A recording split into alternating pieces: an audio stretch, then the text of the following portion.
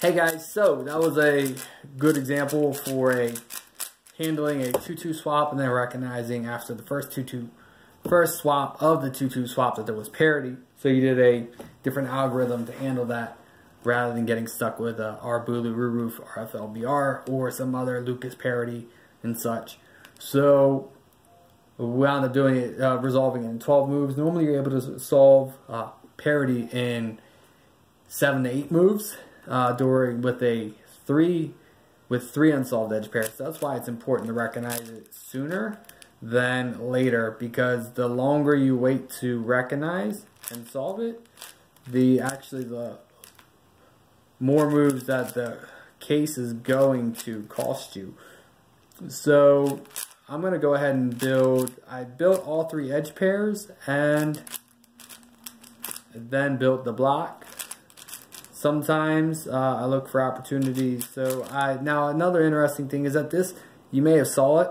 I built this edge pair of yellow-orange. I saw that this red-orange pair actually simultaneously built, or maybe it was already built along the way.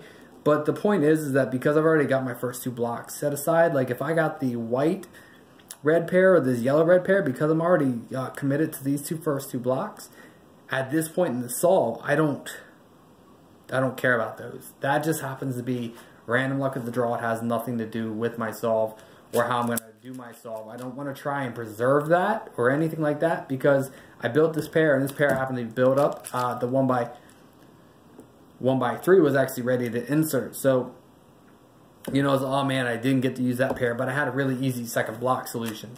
So that's kind of the advantage to this. And so as I built this pair built 2. I'm here. So now I could go either way. I could either put an orange in or a red in. I'm going to actually choose to go red.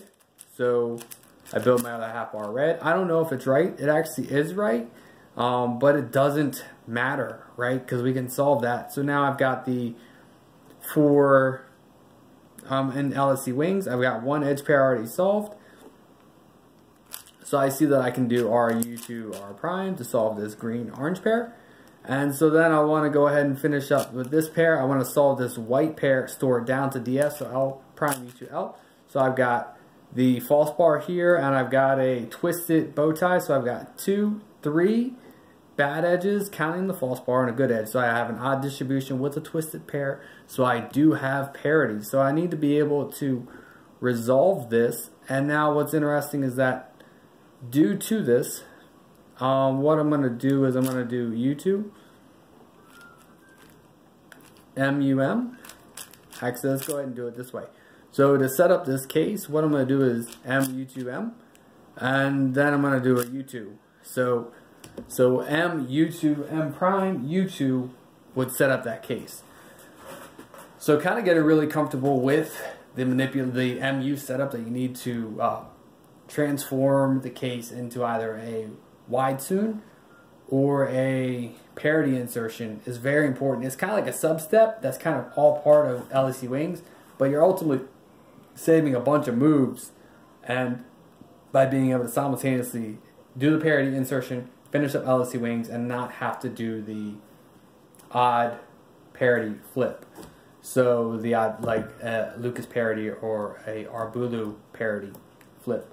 So what I'm going to do is, this is my Q, and I have this solved pair and this pair, so I do R prime U2, slice R prime U2, wide R, and then slice R2, U2, slice R2, which gives me a very easy Nicholas case. So I'm going to just go ahead and resolve that. Easy Nicholas on the CMLL. So for A done, for B done in just a split second, and actually a 4C skip. That was great. A great example. Cool, guys.